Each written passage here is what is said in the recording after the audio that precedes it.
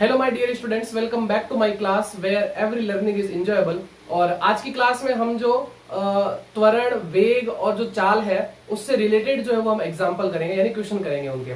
ठीक है, अगर आप इस लेक्चर को फर्स्ट टाइम देख रहे हैं तो मैं आपको सजेस्ट करूंगा कि आप इससे पहले वाला जो वीडियो लेक्चर है, यानी जिसमें हमने जो स्पीड, वेलोसिटी और एक्सेलरेशन यानी कि चाल, वेग और त्वरण के बारे में हमने पढ़ा था, वो आप देख के आइए, फिर आप जो है वो इस लेक्चर को देखिए। नहीं तो आपको जो है वो आज के लेक्चर में कुछ भी समझ में नहीं आएगा।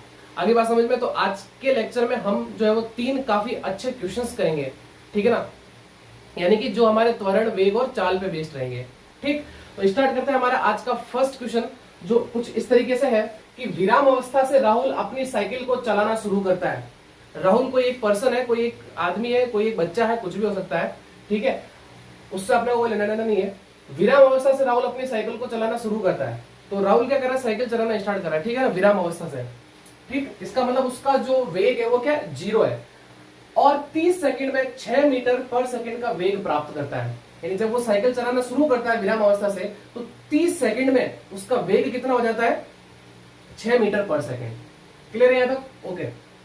वह इस प्रकार से ब्रेक लगाता है। फिर 30 सेकंड के बाद क्या करता है, वो ब्रेक लगाता है। तो ब्रेक लगाने के बाद में साइकिल का वेग जो है वो अगले 5 सेकंड में कम होकर कितना हो जाता है, 4 मीटर पर सेकंड। आरी बात समझ में? यानी जब वो ब्रेक लगाएगा तो ऑब्वियसली उसका वेग कम होगा, तो वो वेग कितना हो गया, 4 मीटर पर सेकंड। तो दोनों स्थितियों में साइकिल की क्या करनी है, आपको त्वरण की गणना करनी है। आरी बात समझ में, दोनों केसेस में। ठीक है, सबसे पहले हम चलते हैं फर्स्ट स्थिति पे। ठीक है ना, स्थिति 1। स्थिति 1 की बात करते हैं। तो मुझे ये बताओ, त्वरण जो होता है उसका फॉर्मूला हमने कल लिखा था, वेग में परिवर्तन की दर। आरी बात समझ में? ये तो था v minus u upon T, ये त्वरण का फॉर्मूला है। अब यहाँ पे हमें इन चीजों की जरूरत पड़ेगी। तो देखो, सबसे पहले बात करता हूं मैं u। तो u को हम क्या बोलते हैं, प्रारंभिक वेग। प्रारंभिक वेग। तो मुझे बताओ प्रारंभिक वेग कितना हुआ, 0 मीटर पर सेकेंड। पहले ही बोला था प्रारंभिक क्या है, विराम अवस्था। विराम अवस्था मतलब क्या है, साइकिल रुकी हुई है, तो इसका मतलब वेग क्या है, 0। साइकिल चल ही नहीं रही तो किस बात का वेग है। ठीक है, तो 0 मीटर पर सेकेंड। नाउ अब बात करते हैं अंतिम वेग, यानी अब जो अगले 30 सेकंड की बात कर रहे हैं हम, वहां पे जो वेग है वो कितना हो चुका है, 6 मीटर पर सेकंड। ठीक है, और फिर लिया गया समय। लिया गया समय, और समय को हम किससे लिखते हैं, टी से लिखते हैं। वो कितना है, 30 सेकंड। एस का मतलब क्या है, सेकंड है, ये ध्यान रखना। ये आप 55 मत समझ लेना इसको, 5 सेकंड है ये, 30 सेकंड है ये।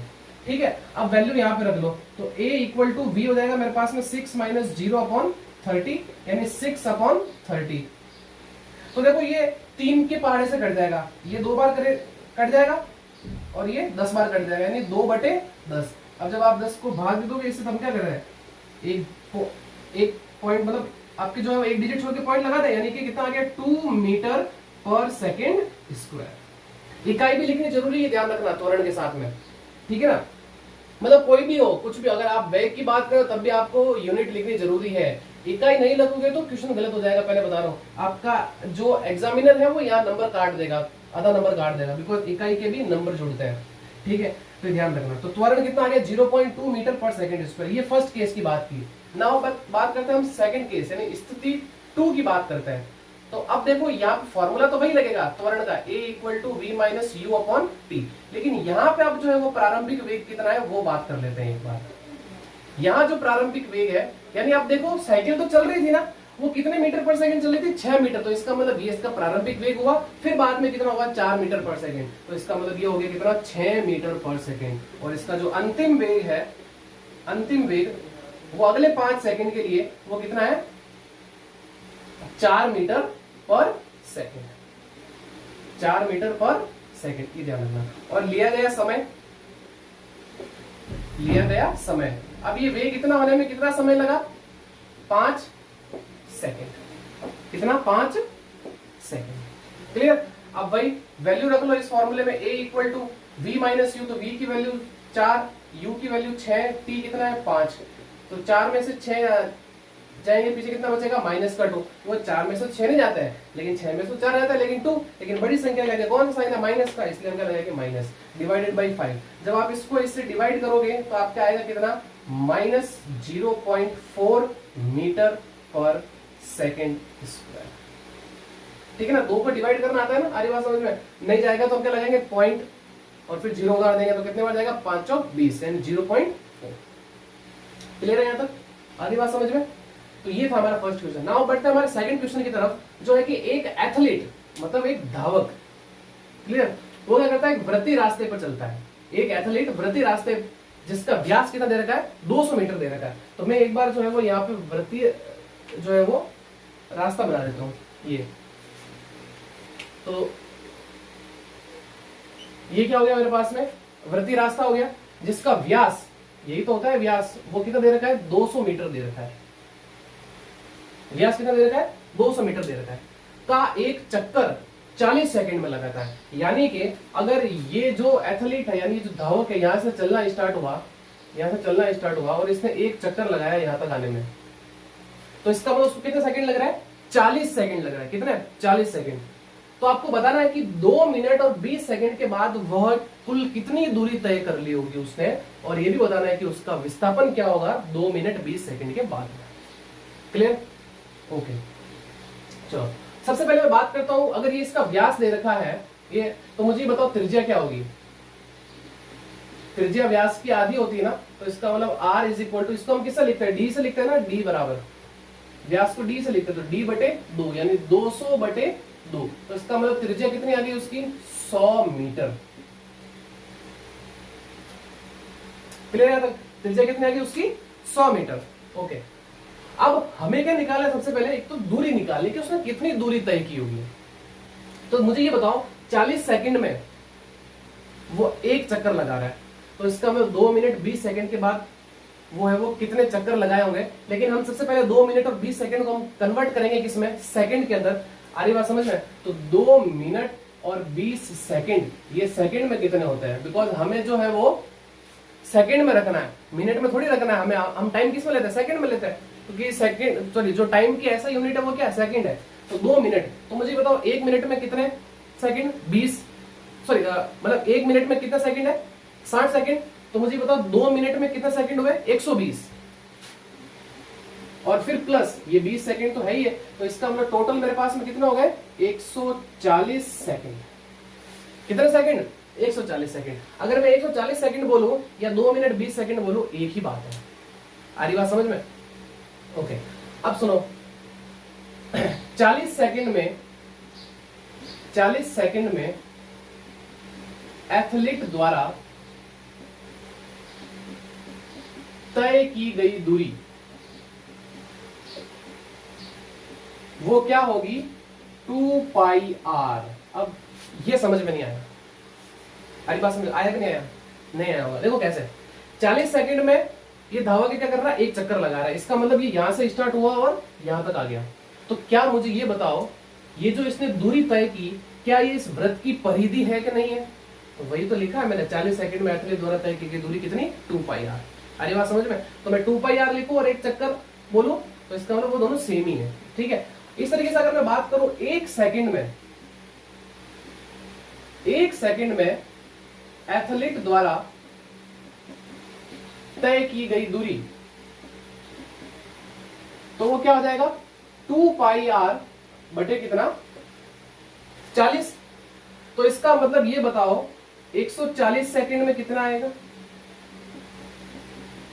तो ये हो जाएगा 2 पाई आर बटे 40 इंटू 140। और हम ऐसे तो करते थे कि 1 रुपए में इतनी चॉकलेट आती है, तो बताओ 2 रुपए में कितनी चॉकलेट आएगी या 3 रुपए में कितनी चॉकलेट आएगी, उसी टाइप की क्वेश्चन है ये।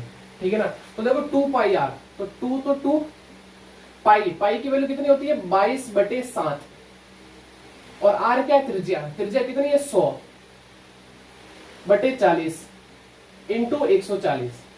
ये देखो 0 से ये 0 काट दो, फिर देखो ये 7 के पहाड़े से ये 14 2 बार कट जाएगा, ये 2 के पहाड़े से ये 4 2 बार कट जाएगा, और ये 2 से ये 2 कट जाएगा। तो क्या बच गया ऊपर 22 और 100। तो 22 और 100 को मैं गुणा कर दूंगा तो मेरे पास में आ जाएगा कितना 2200। तो ये आ गई मेरे पास में क्या है इसकी दूरी।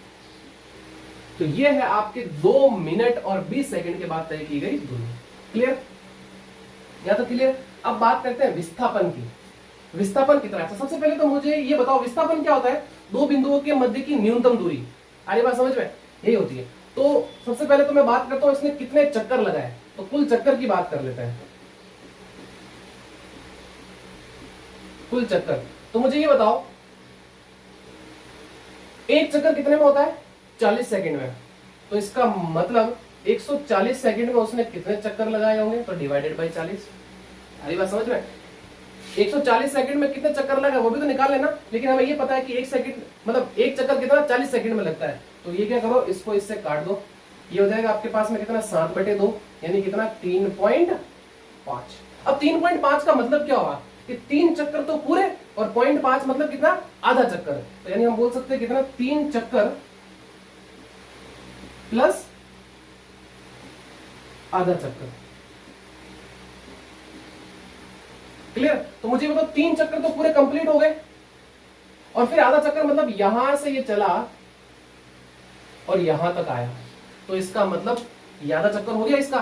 तो देखो यही तो है प्रारंभिक बिंदु और ये अंतिम बिंदु, इन दोनों के मध्य की न्यूनतम दूरी कौन सी होगी? ये होगी या ये होगी? आपका आंसर होगा सर ये वाली होगी। बिल्कुल सही, ये होगी। तो इसका मतलब उसका जो विस्थापन है वो कितना है?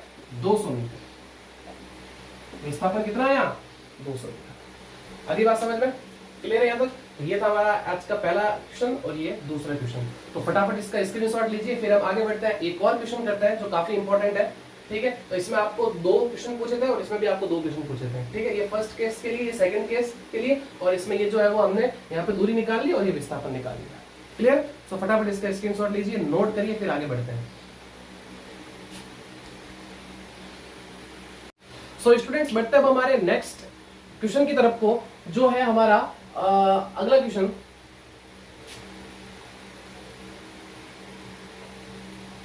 सो स्टूडेंट्स, बढ़ते अब हमारे नेक्स्ट क्वेश्चन की तरफ, जो है हमारा आज का लास्ट क्वेश्चन कि 300 मीटर सीधे रास्ते पर जोसेफ जॉगिंग करता हुआ 2 मिनट 30 सेकंड में एक सिरे से दूसरे सिरे बी तक पहुंचता है। यानी कि जोसेफ कोई पर्सन है, कोई एक आदमी है, वो क्या कर रहा है? जॉगिंग करते हुए जा रहा है, ठीक है ना? 300 मीटर सीधे रास्ते पर, 300 मीटर का सीधा रास्ता है, ठीक है? एक सिरे ए से सिरे बी पर पहुंचता है। तो इसका मतलब वो कुछ इस तरीके से है, मान लो कि ये मेरे पास में पॉइंट ए हो गया और ये एक सीधी सड़क है, ठीक है?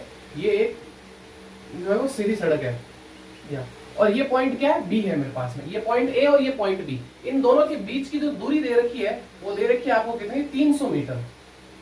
यानी यहां से लेके यहां तक की जो ये दूरी है वो आपके पास में कितनी है? 300 मीटर है, ठीक है? इसको मैं थोड़ा सा अलग पेन से लिख रहा हूं ताकि कंफ्यूज ना हो। ये जो डिस्टेंस दे रखी है वो आपको 300 मीटर की दे रखी है, ठीक है? अब तो यहां से यहां तक जाने में उसको कितना टाइम लग रहा है? 2 मिनट और 30 सेकेंड, ओके? और घूमकर 1 मिनट में 100 मीटर पीछे बिंदु सी पर पहुंचता है। अब फिर यहां से वापस घूमता है और एक बिंदु है 100 मीटर पे, वो सी बिंदु, ठीक है? और इन दोनों के बीच की यहां की जो डिस्टेंस है वो कितनी है? 100 मीटर है।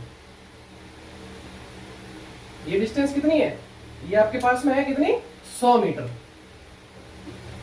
ये दूरी दे रखी है आपको 100 मीटर। क्लियर? अब जोसेफ की आपको औसत चाल और औसत वेग निकालने हैं कि क्या होंगे। कब? पहला, सिरे ए से सिरे बी तक, यहां तक, उसको यहां से यहां तक आने में क्या उसकी औसत चाल होगी और क्या उसका औसत वेग होगा वो निकालना है। फिर सिरे ए से सी तक, यानी ए से सी तक, ठीक है?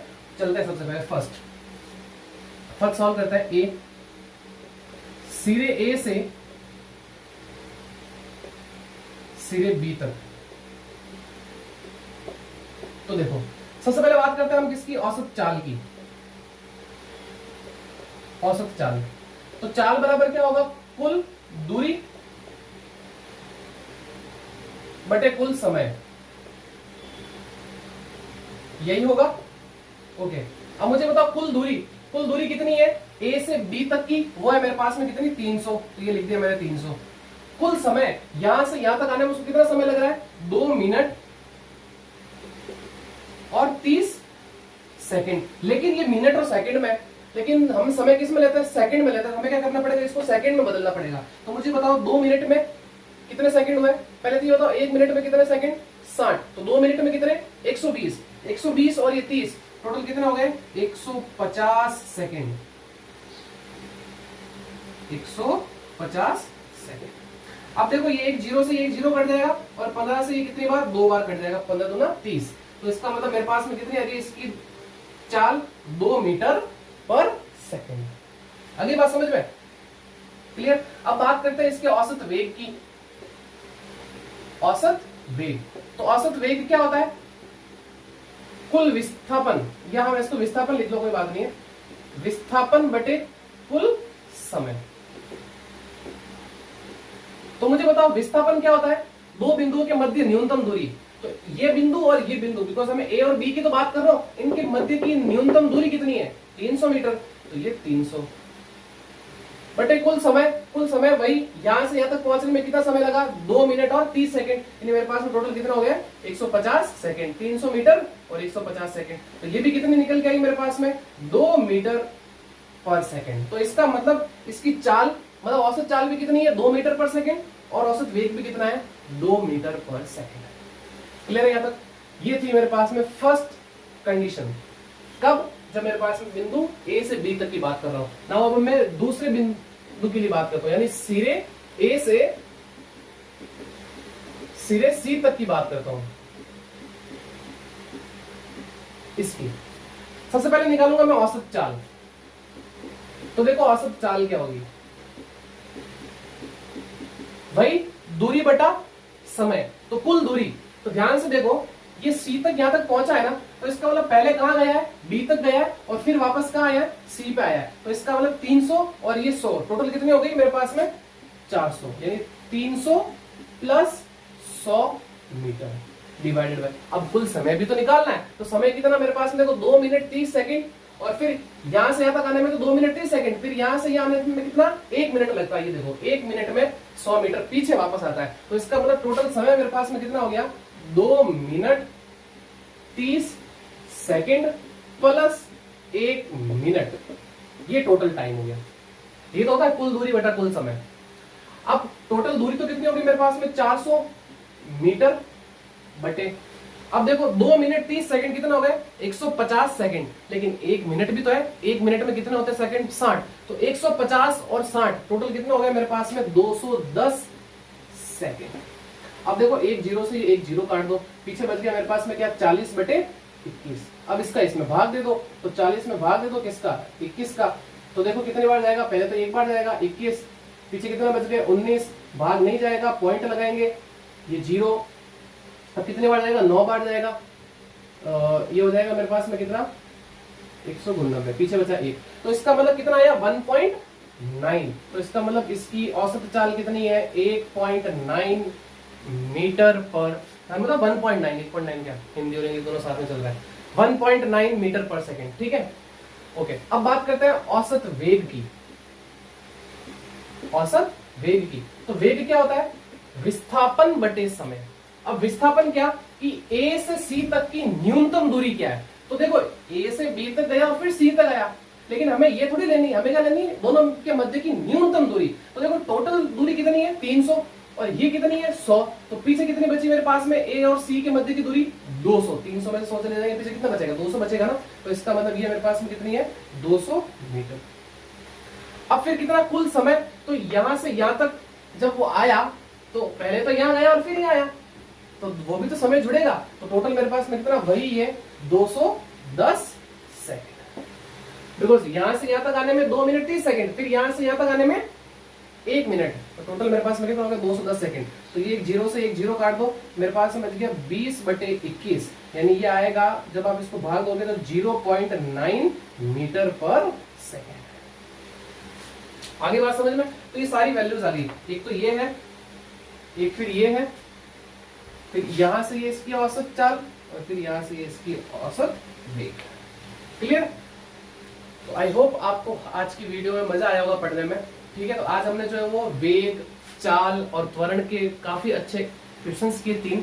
ठीक है, तो इसी तरीके से हंसते रहिए, मुस्कुराते रहिए और चैनल को ज्यादा से ज्यादा शेयर करिए, सब्सक्राइब करिए, वीडियोस को लाइक करिए। मिलते हैं नेक्स्ट वीडियो में, तब तक thank you and good bye.